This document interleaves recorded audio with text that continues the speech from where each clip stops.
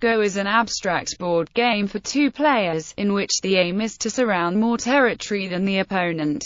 The game originated in ancient China more than 2,500 years ago, and is the oldest board game still played today. It was considered one of the four essential arts of a cultured Chinese scholar in antiquity. The earliest written reference to the game is generally recognized as the historical annals Zhaojuan. There is significant strategy involved in the game, and the number of possible games is vast, despite its relatively simple rules. The two players alternately place black and white playing pieces, called stones, on the vacant intersections of a board with a 19×19 grid of lines. Beginners often play on smaller 9×9 and 13×13 boards, and archaeological evidence shows that game was played in earlier centuries on a board with a 17×17 grid. By the time the game had spread to Korea and Japan in about the 5th and 7th centuries CE respectively, however, boards with a 19×19 grid had become standard.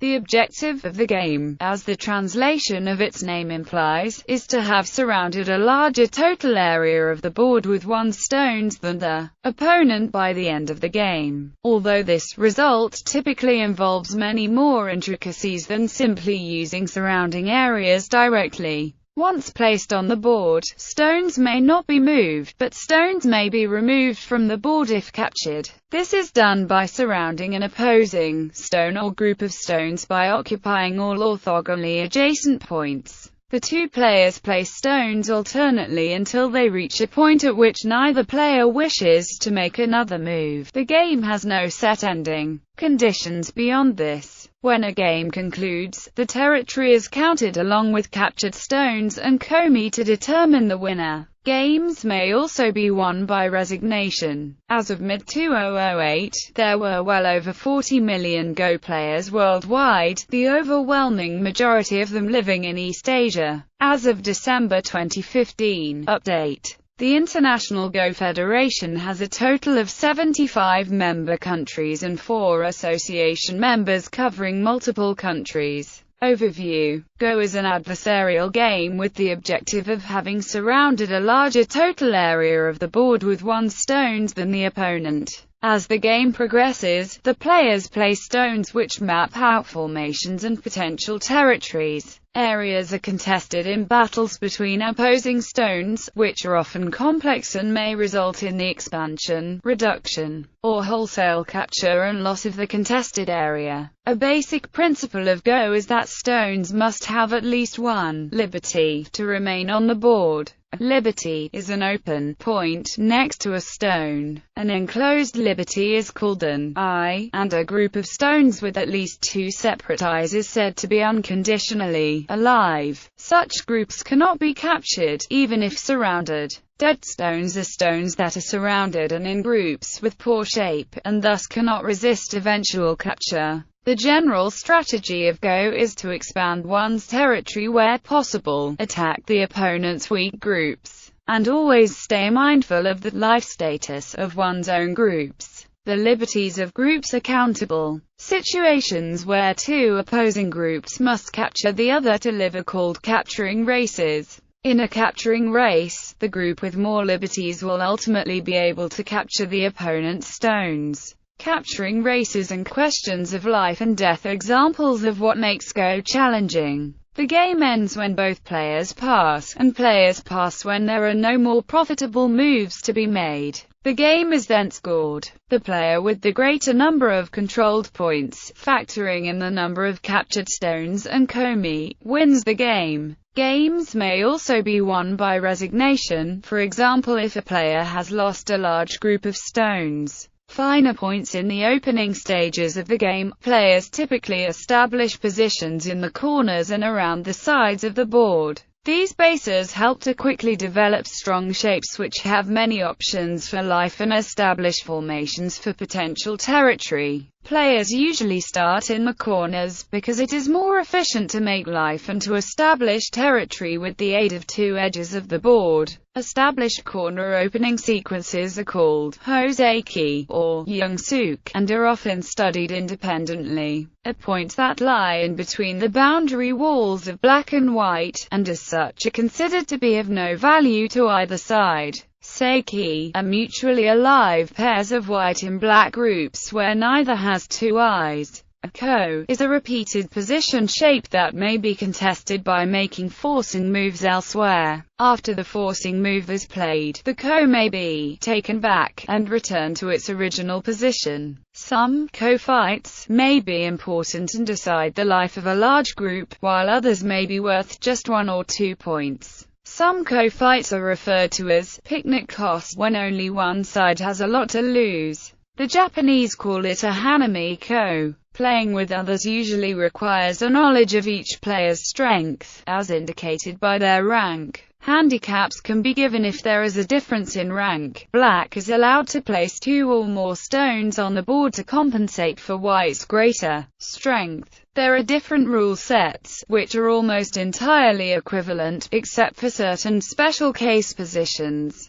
Game theory. In formal game theory terms, Go is a non-chance, combinatorial game with perfect information. Informally that means there are no dice used, the underlying math is combinatorial, and all moves are visible to both players. Perfect information also implies sequence. Players can theoretically know about all past moves. Other game theoretical taxonomy elements include the facts that Go is bounded within a finite number of moves. The strategy is associative. Format is non-cooperative. Positions are extensible. Game is zero-sum and the utility function is restricted. Affine transformations can theoretically add non-zero and complex utility aspects even to two-player games. Rules. Aside from the order of play and scoring rules, there are essentially only 2 rules in Go. Rule 1 states that every stone remaining on the board must have at least one open point directly next to it, or must be part of a connected group that has at least one such open point next to it.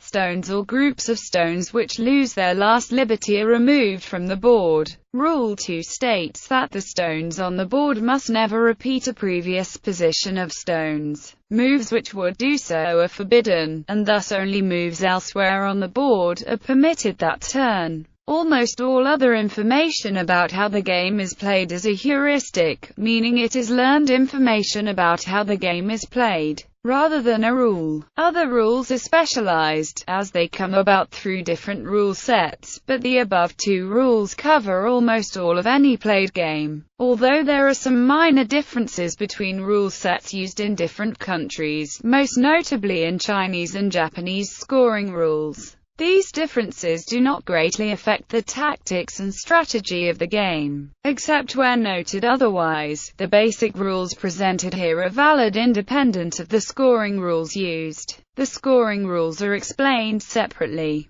Go terms for which there are no ready English equivalent are commonly called by their Japanese names. Basic rules: 2 players, black and white, take turns placing a stone of their own color on a vacant point of the grid on a Go board. Black moves first. If there is a large difference in skill between the players, black is typically allowed to place 2 or more stones on the board to compensate for the difference. The official grid comprises 19 × 19 lines, though the rules can be applied to any grid size. 13 × 13 and 9 × 9 boards are popular choices to teach beginners. Once placed, a stone may not be moved to a different point.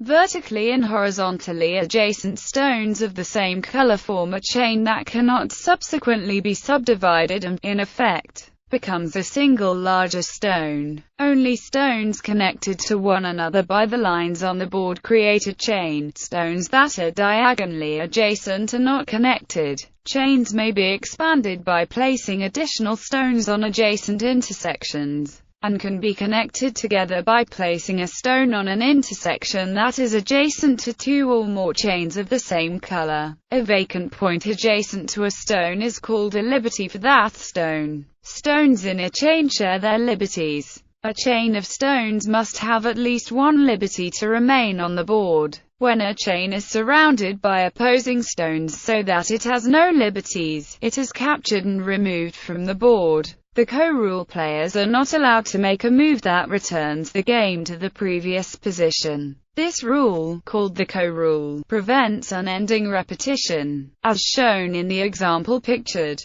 Black has just played the stone marked 1, capturing a white stone at the intersection marked with a circle. If White were now allowed to play on the marked intersection, that move would capture the black stone marked 1 and recreate the situation before Black made the move marked 1. Allowing this could result in an unending cycle of captures by both players. The co-rule therefore prohibits White from playing at the marked intersection immediately. Instead, White must play elsewhere, or pass. Black can then end the co by filling at the marked intersection, creating a 5-stone black chain. If White wants to continue the co, White tries to find a play elsewhere on the board that Black must answer. If Black answers, then White can retake the co. A repetition of such exchanges is called a co-fight. While the various rule sets agree on the co-rule prohibiting returning the board to an immediately previous position, they deal in different ways with the relatively uncommon situation in which a player might recreate a past position that is further removed. See Rules of Go. Repetition for further information. Suicide. A player may not place a stone such that it or its group immediately has no liberties, unless doing so immediately deprives an enemy group of its final liberty. In the latter case, the enemy group is captured, leaving the new stone with at least one liberty. This rule is responsible for the all-important difference between 1 and 2 eyes. If a group with only one eye is fully surrounded on the outside, it can be killed with a stone placed in its single eye. Being in New Zealand, rules do not have this rule, and there a player might destroy one of its own groups, commit suicide. This play would only be useful in a limited set of situations involving a small interior space. This is called komi, which gives White a 6.5 points compensation under Japanese rules. If there is one stone difference in strength between players, the stronger player takes White, and White may receive only 0.5 points komi. To break a possible tie, in handicap games with 2 or more handicap stones, White may also take 0.5 points komi to break a tie, but it is more common that there is no komi. Scoring rules. 2 general types of scoring system are used, and players determine which to use before play. Both systems almost always give the same result. Territory scoring counts the number of empty points a player's stones surround, together with the number of stones she or he captured. Area scoring counts the number of points your stones occupy and surround. It is associated with contemporary Chinese play and was probably established there during the Ming dynasty in the 15th or 16th century. After both players have passed consecutively, the stones that are still on the board but unable to avoid capture, called dead stones, are removed. Area scoring. Territory scoring. In the course of the game, each player retains the stones they capture, termed prisoners. Any dead stones removed at the end of the game become prisoners. The score is the number of empty points enclosed by a player's stones, plus the number of prisoners captured by that player. If there is disagreement about which stones are dead, then under area scoring rules, the players simply resume play to resolve the matter. The score is computed using the position after the next time the players pass consecutively. Under territory scoring, the rules are considerably more complex. However, in practice, players generally play on, and, once the status of each stone has been determined, return to the position at the time the first 2 consecutive passes occurred and remove the dead stones. For further information, see Rules of Go. Given that the number of stones a player has on the board is directly related to the number of prisoners their opponent has taken, the resulting net score, that is the difference between Black's and White's scores, is identical under both rule sets. Thus, the net result given by the two scoring systems rarely differs by more than a point. Life and death, while not actually mentioned in the rules of Go, the concept of a living group of stones is necessary for a practical understanding of the game. When a group of stones is mostly surrounded and has no options to connect with friendly stones elsewhere, the status of the group is either alive, dead, or unsettled. A group of stones is said to be alive if it cannot be captured, even if the opponent is allowed to move first. Conversely, a group of stones is said to be dead if it cannot avoid capture, even if the owner of the group is allowed the first move. Otherwise, the group is said to be unsettled. The defending player can make it alive or the opponent can kill it, depending on who gets to play first. To be alive, a group must be able to create at least 2 eyes, if threatened. An eye is an empty point that is surrounded by friendly stones, where the opponent can never play due to the suicide rule. If 2 such eyes exist, the opponent can never capture a group of stones, because it always has at least 2 liberties. 1 eye is not enough for life, because a point that would normally be suicide may be played upon if doing so fills the last liberty of opposing stones, thereby capturing those stones. In the examples of eyes diagram, all the circled points are eyes. The 2 black groups in the upper corners are alive, as both have at least 2 eyes.